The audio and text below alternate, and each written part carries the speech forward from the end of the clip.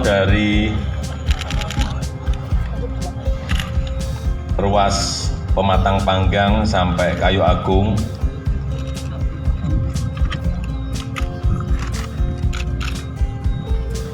ini sepanjang totalnya 189 km. Ini adalah jalan tol terpanjang yang pernah saya resmikan. Progresnya operasionalnya nanti ketika udah diresmikan apa gratis apa gimana nanti kan? Ini kan panjang ruas dari Terbanggi Besar, Pematang Panggang Kayu Agung kan 189 km yang kemudian nanti harapan kami pada akhir tahun ini juga bisa langsung tembus ke Palembang melalui ruas yang dikelola oleh Waskita Toll Road, yaitu dari Kayu Agung ke Jakabaring. Nah, hari ini kan kita resmikan dan Bapak Presiden berkenan untuk meresmikannya dan mulai untuk pengoperasiannya. Nah, selanjutnya ada dua hal yang kita harapkan dari Utama Karya. Yang pertama itu pada saat beliau nanti meresmikan dan mengoperasikan, harapan kami secepat mungkin itu bisa dilakukan pengoperasiannya. Insya Allah kalau bisa memerintahkan besok langsung dioperasikan, kita operasikan. Dan yang kedua mengenai pentarifan sebenarnya sudah bersama-sama ya itu, tapi kami juga mengharapkan ada mekanisme promosi juga ke masyarakat karena ini kan juga tol panjang pertama di Indonesia, sehingga barangkali masyarakat perlu merasakan dulu manfaat langsung akibat jaringan jalan tol ini. Oh, untuk kisaran tarif Pak, paling jauh tuh berapa sih? Kalau per kilonya itu kan Rp900 ya per kilo untuk golongan 1 ya. Golongan 1 itu mobil pribadi. Kalau itu kan kami, saya lihat catatan saya dulu sebentar ya. Jauhnya berapa Pak? Dari Rp170.500 dari jarak terjauh dari Terbanggi Besar sampai ke Kayu Agung. Untuk jarak 189 kilo, sehingga itu perakiraan kita itu Rp900 per kilo, yang itu memang sudah jauh lebih murah dibandingkan tol yang ada di Jawa. Sebagai tol baru ya. Sebagai bandingan kalau kita di Jabodetabek ada JOR 2, jarak Jakarta Outer Ring Road yang 2, itu tarifnya hingga mencapai Rp1.700 per kilometer. Nah, untuk rencana promosi itu sendiri ada berapa lama Pak? Nah, biasanya Bapak Presiden yang akan memerintahkan dan memberikan instruksi kepada badan usaha untuk berapa lama dia bisa melakukan promosi ini. Pak, sudah ada kepastian belum sih Pak?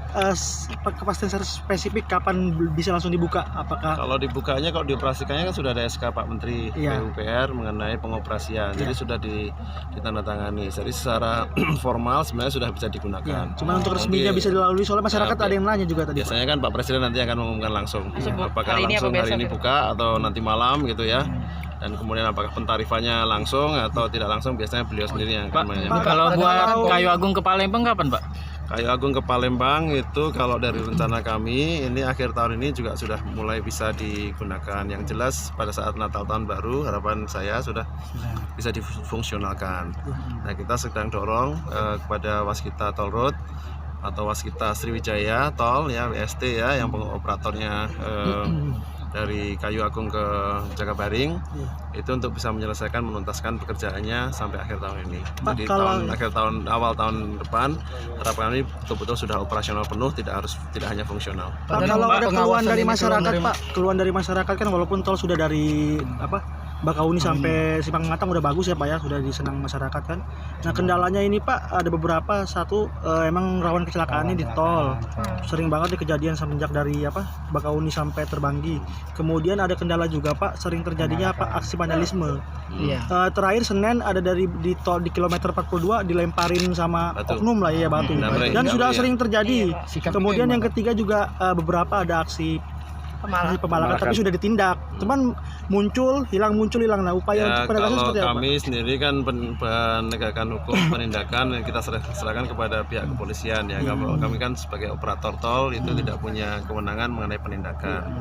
Jadi harapan kami juga ini selama ini pun sebenarnya teman-teman dari kita dari Polda baik di Lampung maupun Sumatera Selatan sudah sangat baik membantu kita. Nah, mungkin kita sekaligus kita himbau ya kepada masyarakat, ini fasilitas umum kan, Iya. dan kemudian masyarakat juga ingin mendapatkan pelayanan yang lebih tinggi, sehingga ada dua pendekatan. Satu itu soft side-nya yang sifatnya persuasi, edukasi ya ke masyarakat. Ini kita bisa perintahkan kepada badan usaha untuk melakukannya, termasuk melibatkan masyarakat setempat kalau memang diperlukan. Misalnya nih salah satu pengelola di rest area atau mereka sedikit kesempatan berusaha di rest area yang dikembangkan. Ini kan rest areanya kan masih bisa diisi cukup banyak oleh UKM-UKM di sekitar koridor ini, dan itu yang dipesankan oleh Bapak Presiden. Tetapi kalau di sisi hilirnya penindakan itu kita bersama dengan Polda setempatnya maupun Polres setempat. Lawan kecelakaannya tadi Pak.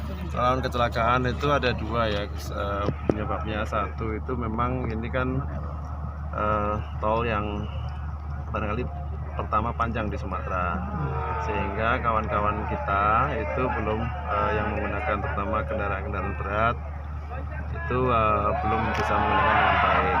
Salah satu isu yang penting untuk penggunaan jalan beton itu adalah juga penggunaan bannya juga harus sesuai. Jadi seringkali kecelakaan kan muncul karena pecah ban.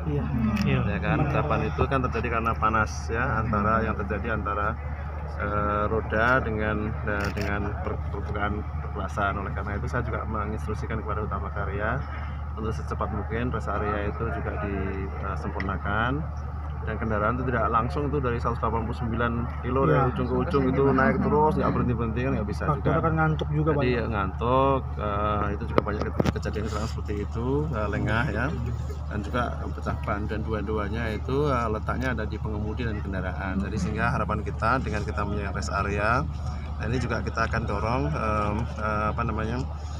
badan usahanya Utama Karya untuk menyediakan beberapa terutama di kelas A itu menyediakan bengkel. Nah, jadi itu juga bagus karena jarak jauh kita ingin juga kendaraannya tetap